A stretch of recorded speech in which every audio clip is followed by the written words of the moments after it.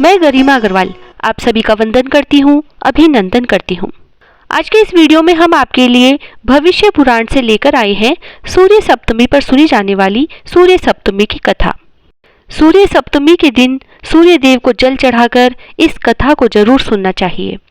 राजा युधिष्ठिर ने पूछा, भगवान आपने सभी उत्तम फलों को देने वाले माघ स्नान का विधान बतलाया था, परंतु जो प्रातःकाल स्नान करने में समर्थ न हो तो वह क्या करे? स्त्रियां अति सकुमारी होती हैं, वे कैसे माघ स्नान का कष्ट सहन कर सकती हैं? इसीलिए आप ऐसा कोई उपाय बताएं कि थोड़े से परिश्रम से भी नारियों को रूप, सौभाग्य, संतान और अनंत पुण्य प्राप्त हो जाए। तब भगवान श्री कृष्ण बोले, महाराज मैं अचला सप्तमी का अत्यंत गोपनीय विधान आपको बतलाता हूँ, जिसके करने से सब उत्तम फल प्राप्त हो जाते हैं। इस संबंध में आप एक कथा सुने। मगध देश में अति रूपवती इंदुमती नाम की एक वैश्या रहती थी। एक दिन वह वैश्या प्रातःकाल बैठी बैठी संसार की नश्वरता का इस प्रकार चिंतन करने लगी, अहो यह विषय रूपी संसार सागर कैसा भयंकर है, जिसमें डूबते हुए जीव जन्म, मृत्यु, जरा आदि से तथा जल जंतुओं से पीड़ित होते हुए भी किसी प्रकार पार उतर नहीं पाते।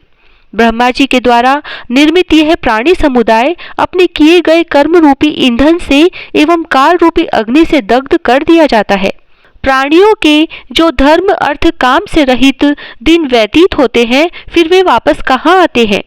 जिस दिन स्नान, दान, तप, होम, स्वाध्याय, पितृतर्पण आदि सत्कर्म नहीं किया जाता, वह दिन व्यर्थ है। पुत्र, स्त्री, घर, क्षेत्र तथा धन आदि की चिंता में सारी आयु बीत जाती है और मृत्यु आकर धर दबोचती है।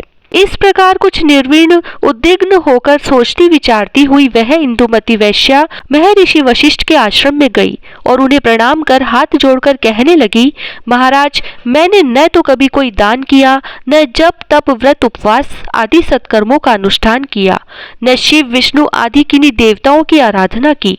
अब मैं इस भयंकर संसार से भयभीत होकर आपकी शरण आई हूँ। आप मुझे कोई ऐसा व्रत बतलाएं जिससे मेरा उद्धार हो जाए। वशिष्ठ जी बोले, वरानने तुम माघ मास के शुक्ल पक्ष की सप्तमी को स्नान करो, जिससे रूप, सौभाग्य और सद्गति आदि सभी फल प्राप्त होते हैं। षष्ठी के दिन एक बार भोजन कर सप्तमी को प्रातःकाल ही ऐसे नदी तट अथवा जलाशय पर जाकर दीपदान और स्नान करो, जिसके जल को किसी ने स्नान कर हिलाया न हो, क्योंकि जल मल को प्रक्षालित कर देता है। बाद में यथाशक्ति दान भी करो, इससे तुम्हारा कल्याण होगा।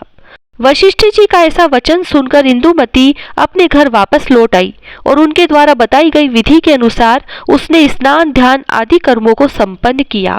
सप्तमी के स्नान के प्रभाव से बहुत दिनों तक सांसारिक सुखों का उपभोग करती हुई वह देह त्याग के पश्चात देवराज इंद्र की सभी अप्सराओं में प्रधान नायिका के पद पर अधिष्ठित हुई। यह अचला सप्तमी संपूर्ण पापों का प्रशमन करने वाली तथा सुख सौभाग्य की वृद्धि करने वाली है। फिर राजा युधिष्ठिर ने पूछा, भगवान अचला सप्तमी का महात्म्य तो आपने बतलाया, कृपा कर अब स्नान का विधान भी बतलाएं। भगवान श्री कृष्ण बोले, महाराज षष्ठी के दिन एक भुक्त होकर सूर्य नारायण का पूजन करें। यथासंभव सप्तमी को प्रातःकाल ही उठकर नदी या सरोवर पर जाकर अरुणोदय आदि वेला में बहुत सवेरे ही स्नान करने की चेष्टा करें। स्वर्ण, चांदी अथवा ताम्र के पात्र में कुसुम्भ की रंगी हुई बत्ती और तिल का तेल डालकर दीपक प्रज्वलित करें। उस दीपक को सिर पर रखकर हृदय में भगवान सूर्य का इस प्रकार ध्यान करें। नमस्ते रुद्र रूपाय रसानां पतये नमः, वरुणाय नमस्ते तु हरिवास नमस्ते तु ते, याव्यजनं कृतं पापं मया जन्मसु सप्तसु, तन्मे रोगं च शोकं च माकरि हन्तु सप्तमी, जननी सर्वभूतानां सप्तमी सप्त सप्तिके, सर्वव्याधि हरे देवी नमस्ते रवि मंडले।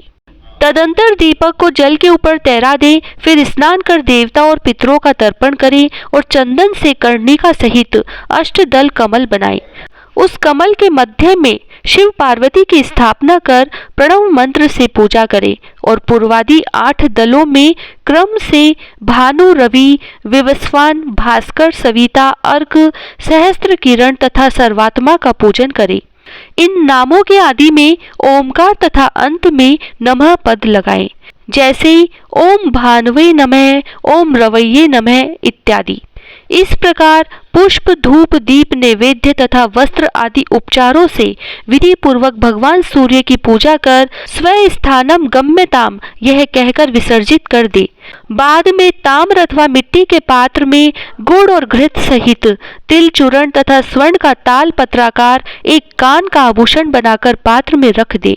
अनंतर रक्त वस्त्र से उसे ढककर पुष्प धूप आदि से पूजन करे और वह पात्र दुर्भाग्य तथा दुखों के विनाश की कामना से ब्राह्मण को दे दे और फिर मुझ पर भगवान सूर्य प्रसन्न हो जाएं ऐसी प्रार्थना करें। फिर गुरु को वस्त्र, तिल, गौ और दक्षिणा देकर तथा यथाशक्ति अन्य ब्राह्मणों को भोजन कराकर व्रत समाप्त करें। जो पुरुष इस विधि से अचला सप्तमी को स्नान करता है उसे संपूर्ण माघ स्नान का फल प्राप्त होता है।